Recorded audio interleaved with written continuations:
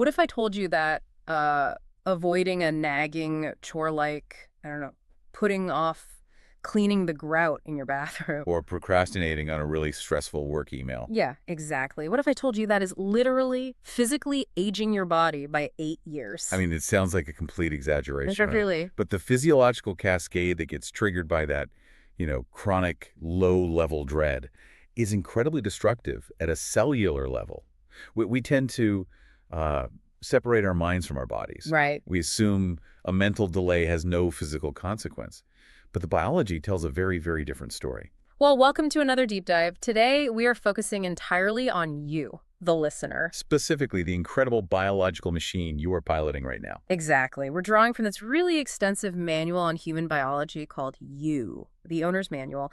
And our mission today is basically to decode all the medical jargon. We want to give you a shortcut to being the absolute world expert on your own anatomy. Because, honestly, so many of us view our internal workings as this mysterious, murky terrain. We think only physicians are qualified to navigate it. We wait for a symptom, we go to a clinic, and we ask for a fix. It's super reactive. Highly reactive. So to change that perspective, we're going to use a central metaphor today to map things out. Just think of your body as a house. Okay. So your bones, that's the 2x4 framing that supports the entire structure. Your eyes are the windows. Right. Your lungs are the ventilation ducts pulling fresh air in and pushing exhaust out. And the brain is basically the master fuse box, right? Regulating the power to every single room. Which makes your intestines the plumbing system. Exactly. And fat is basically just the accumulated junk in the attic that you keep meaning to clear out. I love that analogy because it grounds the abstract science in a physical reality we interact with every day. You wouldn't ignore a sparking fuse box. No. Or a massive water stain on your ceiling. You would act immediately because you understand the structural consequences. Oh, wait, you'd call a guy. Or fix it yourself. Exactly. And the goal here isn't to diagnose anyone with a specific illness. It's to shift your role from being a passive passenger in your aging process to becoming the active general contractor of your health. Which means, before we start ripping out the drywall to look at the pipes, we need to understand the fundamental blueprint of aging itself. Because, the calendar year you were born is actually only a tiny piece of the puzzle. Right. There is a massive distinction between chronological age and biological age, what the researchers in the book call your real age. Yeah, so chronological age is simply the number of times you've orbited the sun. It's fixed. You can't change it. Right. But biological age is a measure of how much your cells have degraded. And that number is highly malleable. When you look at the epidemiological data, this staggering reality emerges. By the time you reach age 50, roughly 80% of how you age is dictated by your lifestyle choices. Not your genetics. Not your genetics. Oh, wait, I hear this 80% figure, and my first instinct is, well, skepticism. Because we all have that anecdote, right? Like the grandfather who smoked until he was 90. Oh, sure. Or the family where everyone just seems to get a bad back at 45. Are we really saying lifestyle completely overrides the genetic blueprint, or are we just playing the odds? Well, we are leveraging the odds through epigenetics. You inherit a genetic framework, right? A susceptibility. Okay. But your lifestyle dictates whether those specific genes are turned on or off. The environment you create inside your body determines how that framework holds up. I see. And when researchers break down the aging process, they categorize it into 3 primary drivers. Okay, let's walk through those 3 drivers. So the first, and by far the most critical, is the aging of your cardiovascular system. Your heart and blood vessels. Right. When arteries degrade, they cut off nutrient-rich blood to vital organs. And that precipitates heart attacks, strokes, vascular dementia. Scary stuff. What's the second? The second driver is the aging of your immune system.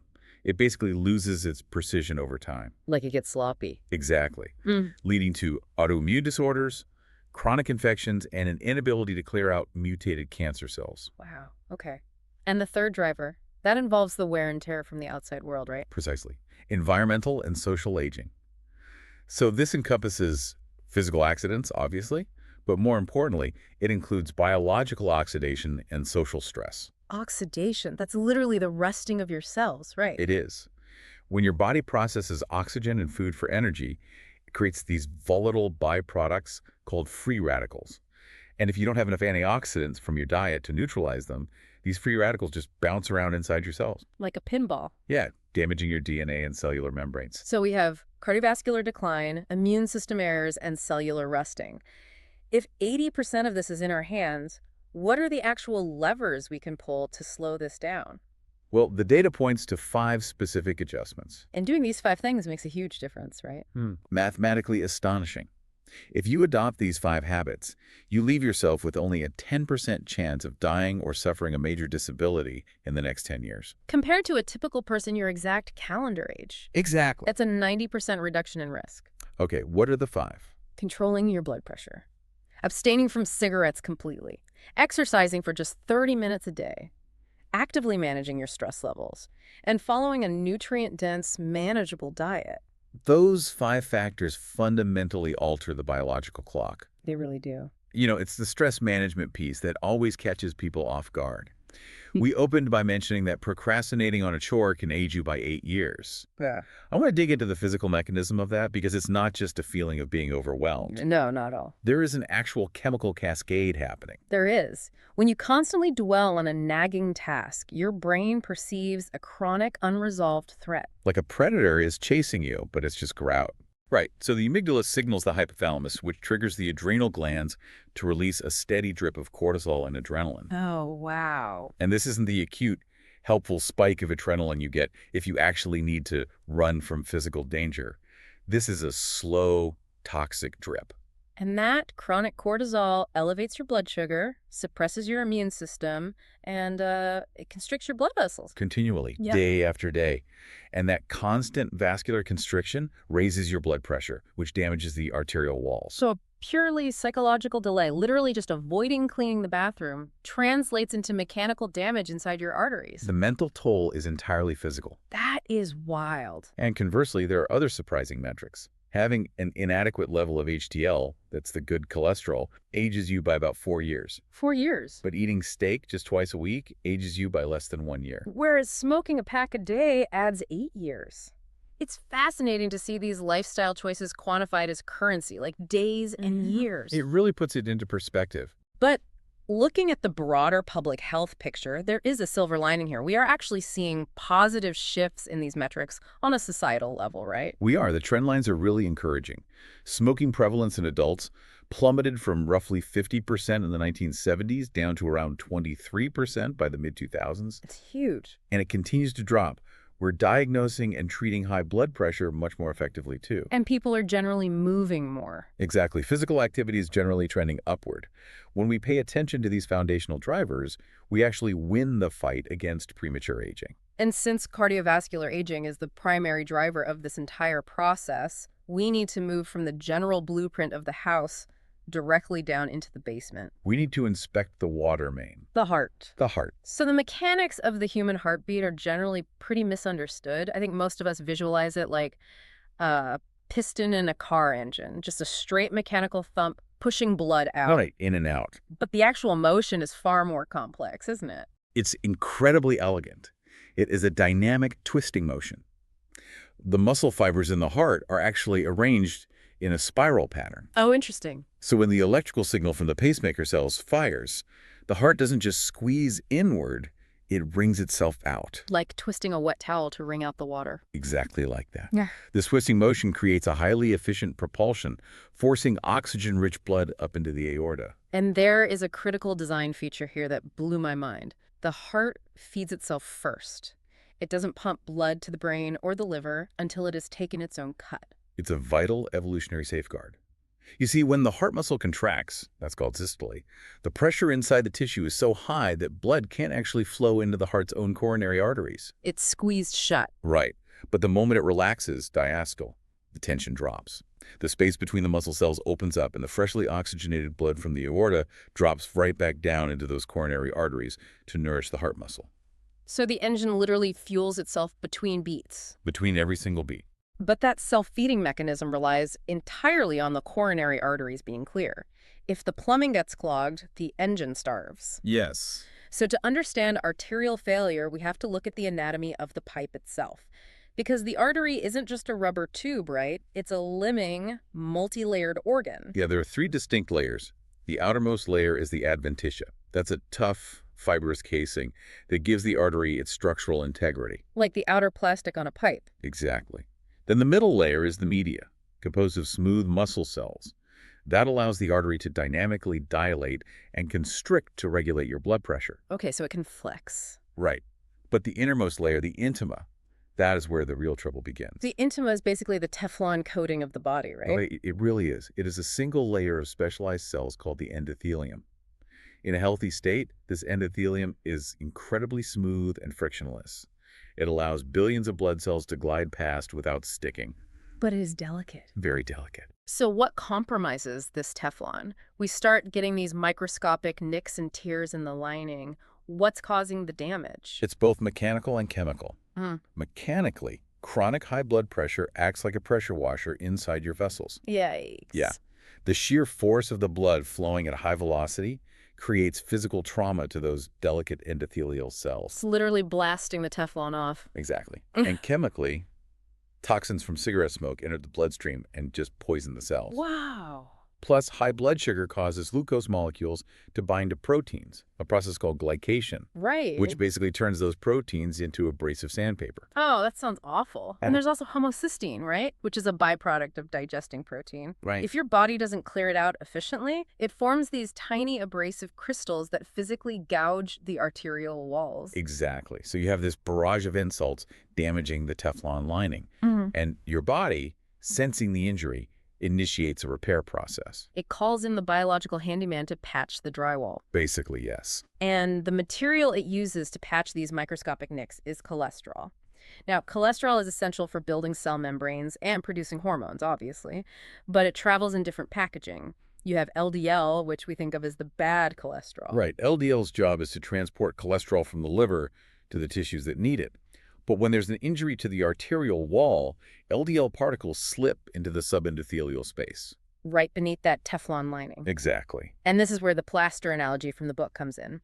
If LDL is a sloppy handyman, he doesn't just patch the nick smoothly, he shoves way, way too much plaster into the wall. Because once the LDL is trapped inside the arterial wall, it undergoes oxidation. It basically turns rancid. And the immune system detects this oxidized LDL as a foreign invader.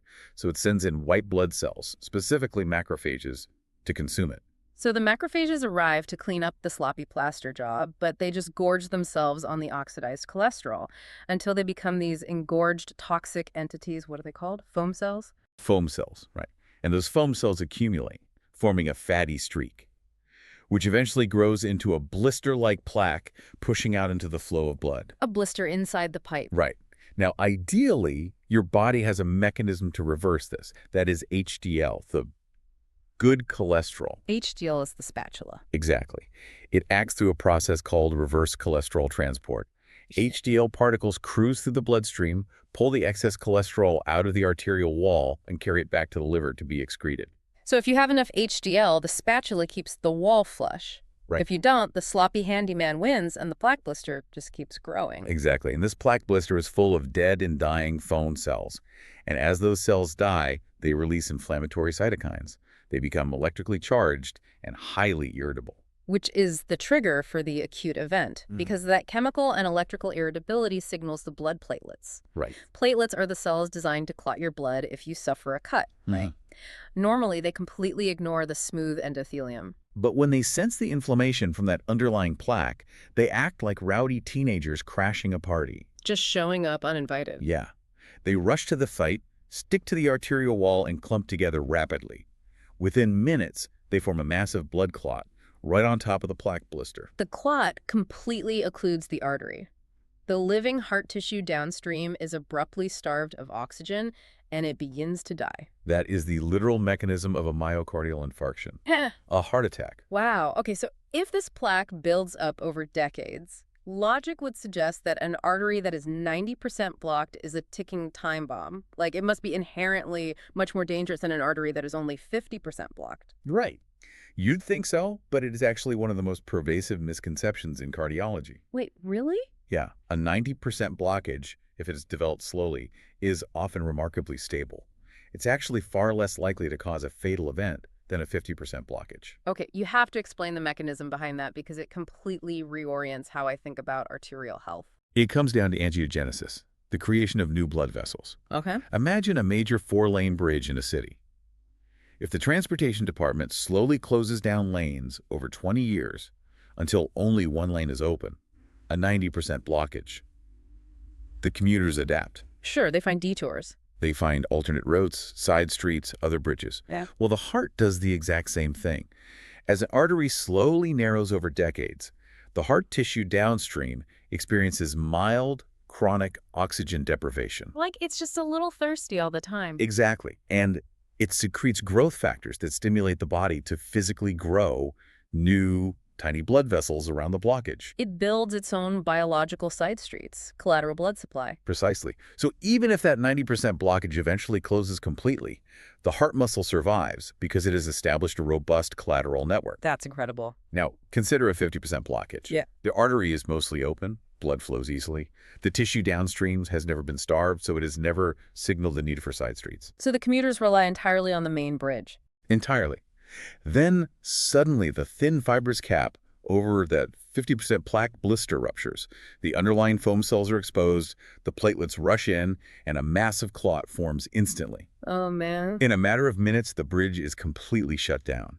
And because there is no collateral blood supply, the downstream tissue is instantly isolated and massive cell death occurs rapidly. Wow, so that sudden rupture of a vulnerable mild plaque is what causes the vast majority of sudden fatal heart attacks. Exactly. The danger isn't necessarily the size of the blockage, it's the stability of the plaque wall. And when that fatal rupture happens, the symptoms can be incredibly deceptive, right? Like the classic Hollywood depiction is someone clutching the left side of their chest and collapsing.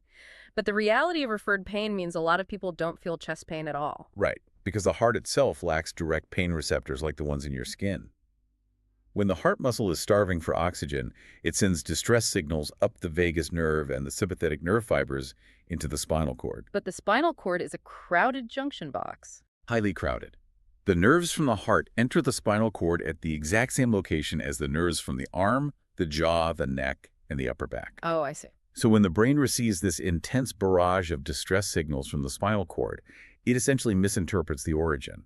It assumes the pain is coming from the somatic nerves like the arm or the jaw because it's just much more accustomed to processing sensory input from those areas. Which is exactly why Larry King famously felt a burning pain in his right arm during his heart attack. The wires literally crossed. Exactly. The data shows that roughly half of all people who suffer a heart attack never experience classic chest pressure. They might feel profound fatigue, nausea, shortness of breath, or like a strange ache between their shoulder blades. And this is particularly true for women and individuals with diabetes whose nerve pathways may function slightly differently. Relying solely on dramatic chest pain as a warning sign is a really dangerous gamble. Wow. Okay, and if the plumbing gets clogged, the electrical grid inevitably goes haywire, right? Absolutely. The electrical system of the heart is deeply sensitive to oxygen deprivation. When a section of the heart muscle dies, the surviving cells around the perimeter, the border zone, they become electrically unstable. Their ion channels malfunction. They lose their rhythm. Right. Instead of that coordinated ringing motion, the electrical signals fire chaotically from all directions, and the heart muscle essentially just quivers like a bag of worms. This is fibrillation. The pump ceases to function entirely, and blood flow to the brain stops. And aside from the electrical grid, there are the physical doors between the chambers, the valves. The most frequent mechanical anomaly here is mitral valve prolapse, right? Right. I always picture the mitral valve like a parachute or a sail. It's supposed to catch the pressure of the blood and snap shut tightly, preventing blood from flowing backward into the upper chamber when the heart squeezes. And it relies on tiny connective cords to anchor it. But in mitral valve prolapse, the tissue of the valve is slightly enlarged or floppy, or the cords are too long. So when the heart contracts, the valve bulges or prolapses backward into the atrium. The sail is too loose and it flaps backward. It can cause a small amount of blood to leak backward, known as regurgitation. It's incredibly common, often benign. While it might cause brief palpitations or a faint murmur, it rarely requires intervention. Okay, so the heart is the water main, maintaining the pressure for the entire biological house.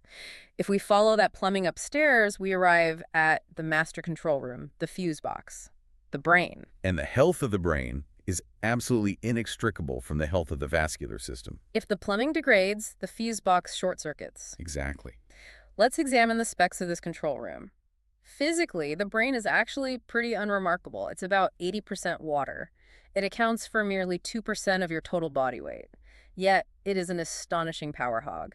It demands 25% of all the oxygen and glucose your body circulates. The metabolic overhead required to maintain billions of constant electrical connections is staggering. You have the cerebrum up top, divided into lobes, the frontal lobe handling executive function and personality, the parietal processing sensory input, the occipital managing vision, and the temporal storing memory. Right.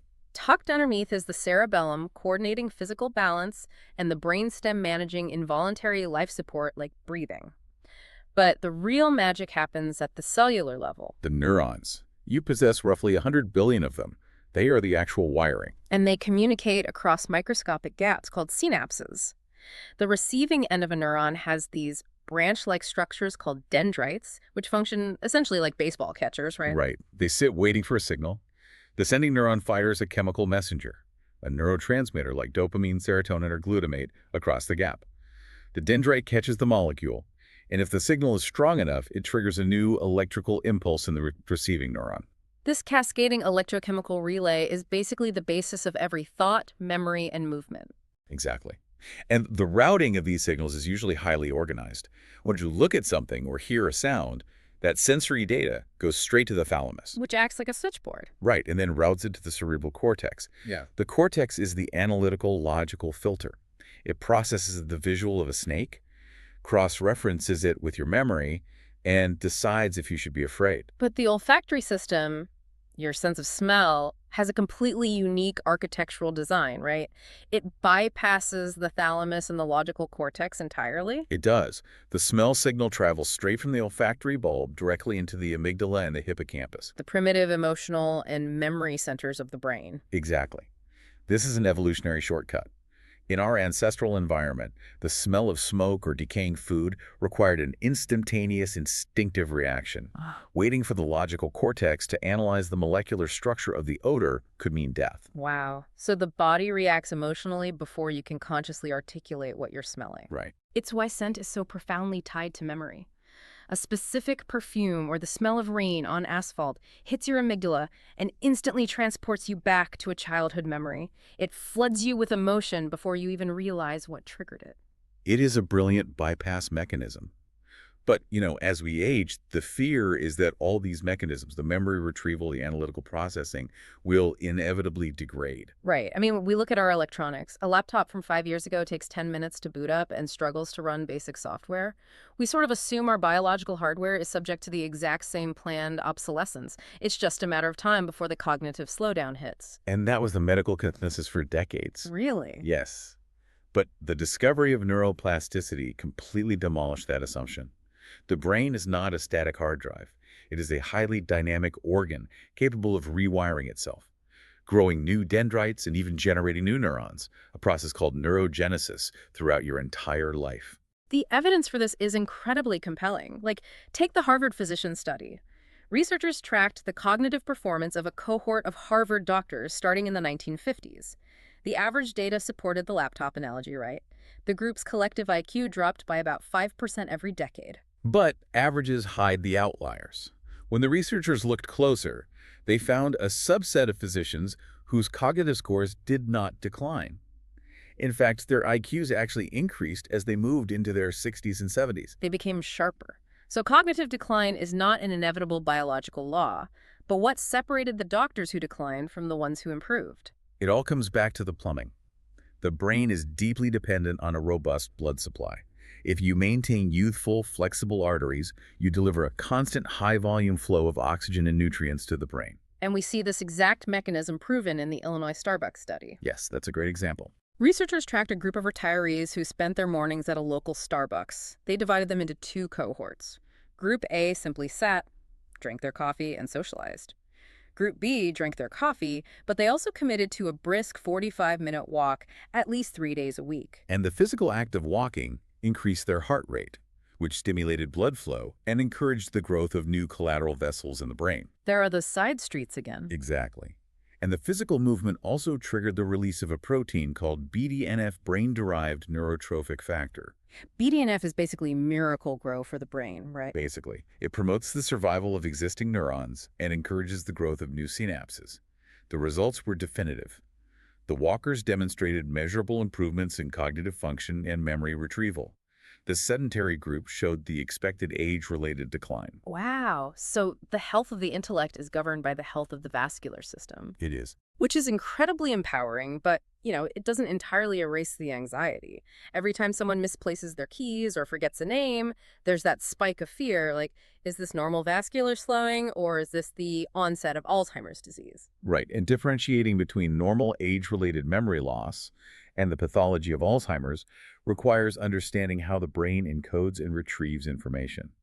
We use a simple diagnostic tool to illustrate the difference: the delayed recall test, often using a 7-digit phone number or a short list of words. Right. You give the patient a 7-digit number, distract them for 5 minutes with other conversation, and then ask them to repeat the number back. Exactly. A person with normal age-related memory slowing might only recall 3 digits, or they might draw a complete blank. The information was encoded into their memory, but the retrieval mechanism, finding the file in the cabinet, is a bit slow or obstructed. So you provide a prompt, you give them 3 different phone numbers, one of which is the correct one. And the individual with normal memory loss will almost immediately recognize the correct number. The prompt triggers the retrieval. But a person in the early stages of Alzheimer's disease has suffered profound damage to the hippocampus, the structure responsible for encoding short-term memories into long-term storage. So the file was never put in the cabinet to begin with. Precisely. Yeah. They won't just fail to recall the number, they will fail to recognize it when presented with the options. They might genuinely not remember that a number was ever given to them in the first place. The recording mechanism itself has failed.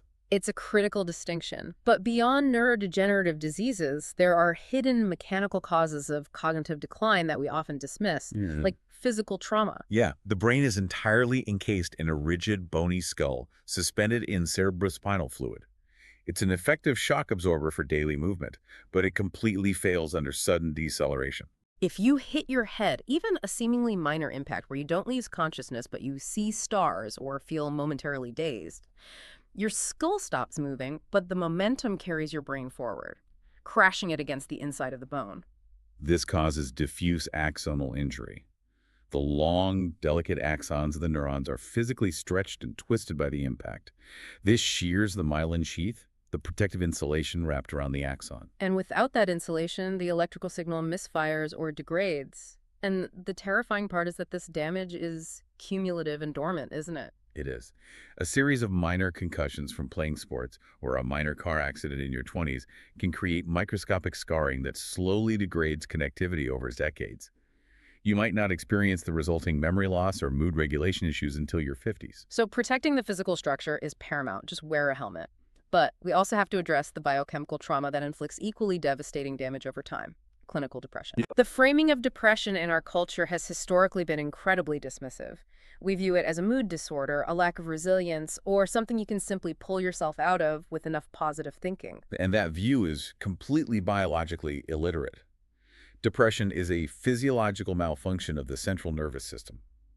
To use an analogy, if you have a compound fracture in your femur, no amount of willpower or people telling you to just cheer up and jog will mend the bone. Right. The structural integrity is broken. Exactly. In depression, the structural break is happening at the synapse. The neurotransmitter systems, particularly serotonin, dopamine, and norepinephrine, are dysregulated. Right.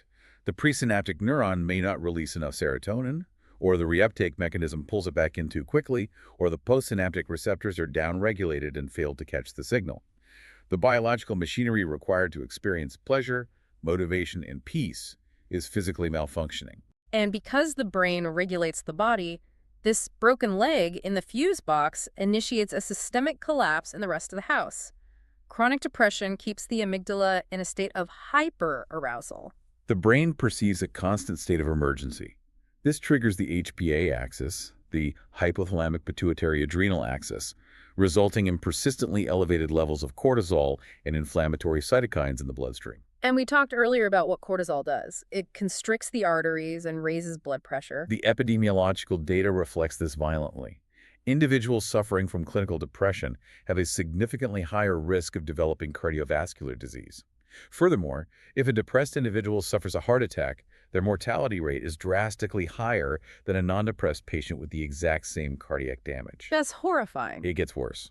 The elevated cortisol also inhibits osteoblasts, Wait, what are osteoblasts? the cells that build bone, meaning chronic depression literally dissolves your bone density over time. It is a systemic ager. You really cannot silo the mind from the body. So, we've mapped out the house, we understand the plumbing, the wiring, and the biological handyman causing the clogs. Now, we move from theory to application. What is the specific daily maintenance schedule required to keep this machinery running optimally? It begins with objective measurement. You cannot optimize a system if you don't know its baseline parameters. There are 4 critical metrics you must monitor. Okay, let's build the dashboard. Metric 1, blood pressure. The globally recognized gold standard for blood pressure, derived from vast epidemiological studies, is 115/76. 115/76. We so often hear 120/80 as the benchmark. Why the lower target? 120/80 is acceptable, but 115/76 is optimal for minimizing endothelial shear stress. That pressure washer effect we talked about. Exactly. The top number, systolic, measures the pressure when the heart is contracting. The bottom number, diastolic, measures the resting pressure between beats. If your resting pressure is 90, the pipes are constantly under immense tension, never truly relaxing. Driving your numbers down to 115/76 through exercise, sodium reduction, or medication drastically reduces the mechanical trauma to the arterial walls. The biological math is astounding. Bringing a high blood pressure of a 160/90 down to 115/76, effectively reversing your real age by 9 years. 9 years reclaimed just by turning down the pressure washer. That's amazing. Okay, metric 2, homocysteine. We mentioned these abrasive crystals earlier. What's the target? You want your fasting homocysteine level below 9 micromoles per liter. And if it's elevated, how do we clear the crystals out? Homocysteine is neutralized through a process called methylation, which heavily relies on B vitamins.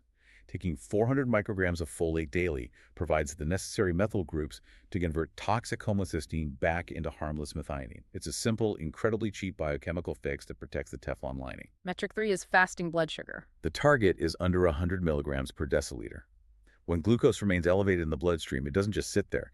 It aggressively binds to proteins and lipids, forming advanced glycation end products, appropriately acronymed as AGEs. Oh, AGs. Right. These AGEs stiffen the arteries, cross-link collagen in your skin causing wrinkles, and damage the microvessels in your eyes and kidneys. Okay, and metric 4 is HSCRP, high sensitivity C-reactive protein. This is a direct measure of systemic silent inflammation. It is produced by the liver in response to inflammatory cytokines.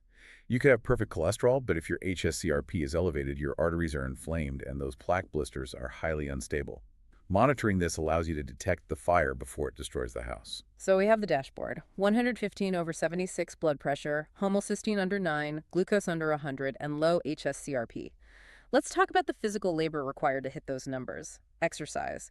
We know the Starbucks walkers improve their brains, but how much mechanical stress does the body actually need? Well, the concept here is hormesis. That's a biological phenomenon where a low dose of a stressor provokes a beneficial adaptive response. If you don't stress the body, it atrophies. But if you stress it too much, it breaks down. So what is the ideal dose of stress? For cardiovascular longevity and neurogenesis, the data points to a highly accessible routine. Just 3 20-minute sessions of stamina training per week. Wait, really? Only 60 minutes total for the entire week? Yes, but it must be true stamina training. You need to elevate your heart rate to roughly 80% of its maximum capacity. How do you figure that out? To find your maximum, you subtract your chronological age from 220. If you are 40 years old, your maximum is 180 beats per minute. 80% of that is 144 beats per minute. Oh, okay. So that's enough to be breathing heavily and breaking a sweat, but not so intense that you're gasping for air. Exactly. That specific intensity triggers the release of nitric oxide in your blood vessels, which dilates the arteries and maintains their flexibility. It signals the heart to build those collateral side streets. And there's a surprising ceiling to this benefit. Pushing the engine harder doesn't continuously lower your biological age. No, it doesn't. Extreme endurance training like burning over 6,500 calories a week through rigorous exercise actually introduces excessive oxidative stress. You are burning so much fuel that the free radical exhaust overwhelms your antioxidant defenses, accelerating cellular rusting and joint degradation. Three 20-minute sessions of 80% effort is the sweet spot for maximum longevity without excessive wear and tear. And when the workout is done, the repair phase begins. Sleep. Sleep is not merely downtime. It is an active, vital biological state. The physiological recommendation is 7 to 8 hours for men and 6 to 7 hours for women. But the total duration is secondary to the architecture of the sleep itself. You have to progress through the stages. You need unbroken 2-hour blocks of sleep to successfully navigate a full sleep cycle. You transition from light sleep into deep, slow-wave sleep, and finally into REM sleep. During slow-wave sleep, a fascinating mechanism called the glymphatic system activates in the brain. The brain's waste clearance system. Exactly. The glial cells essentially shrink, opening up spaces between the neurons, and cerebrospinal fluid washes through the brain, flushing out toxic byproducts like amyloid beta proteins that accumulate during waking hours. Wow, so if you are constantly waking up every 45 minutes due to sleep apnea, a snoring partner, or stress, you interrupt that deep wash cycle. The brain is trying to run a defragmentation and clean up the hard drive, but you keep pulling the plug. The toxins remain. And furthermore, fragmented sleep violently disrupts your hormonal balance the next day. How so? Serotonin and dopamine receptor sensitivities drop. Ghrelin, the hunger hormone, spikes. Your prefrontal cortex is impaired, making you crave highly palatable, high-sugar foods to compensate for the lack of energy. Which brings us to the kitchen, the raw materials you're supplying to the general contractor. The dietary principles for longevity focus heavily on managing inflammation and providing high-quality lipids for cellular repair. This means emphasizing healthy fats like omega-3 fatty acids and monounsaturated fats while aggressively eliminating synthetic fats. Let's stock the pantry. The essentials include a handful of walnuts a day. They provide a massive dose of alpha-linolenic acid, a plant-based omega-3, about a tablespoon of high-quality olive oil to support the HDL spatula, and 3 servings of fatty fish a week, like salmon, for the DHA. DHA is a structural component of the human brain. Supplying it ensures the myelin sheaths and neuronal membranes remain pliable and functional. But the real danger isn't what you fail to eat, it's what you actively consume. The 4-letter words of diet: saturated and trans fats. Trans fats in particular are engineered lipids. They are created by bubbling hydrogen gas through vegetable oil to make it solid at room temperature, a process called partial hydrogenation. The human body does not have the enzymatic machinery to properly process these synthetic molecules. So when they enter your bloodstream, they incorporate into the cell membranes, making them rigid. They trigger a massive inflammatory response, signaling the macrophages to gorge on cholesterol. We need to keep total intake of saturated and trans fats under 20 grams a day. To contextualize that 20-gram limit, you could eat 5 entire portions of roasted pork tenderloin and still remain safely under the threshold. But if you go to a chain restaurant and order a deep-fried appetizer like a bloomin' onion, You're consuming upwards of 90 grams of highly oxidized destructive fats in a single sitting. 90 grams. That single appetizer instantly degrades endothelial function so severely that it effectively ages your vascular system by 12 days. The smooth muscle in the arterial wall is temporarily paralyzed by the inflammatory spike. It is a systemic shock. However, while we focus on avoiding these shocks, there is a widely researched, highly accessible pharmacological tool that helps mitigate the risk of these vascular events. Ah, the Aspirin Protocol. Taking 162 milligrams of aspirin daily, which equates to half of a standard 325 milligram pill, or 2 baby aspirins, can reduce the risk of a first myocardial infarction by up to 44% in appropriate candidates. Explain the pharmacology there. How does a basic painkiller prevent a heart attack? Aspirin is an irreversible COX-1 inhibitor. It blocks an enzyme called cyclooxygenase, which is responsible for producing thromboxane A2 inside your blood platelets. Thromboxane is the chemical signal that makes the platelets sticky. Exactly. Without it, the platelets, the teenage party crashers, lose their ability to aggregate.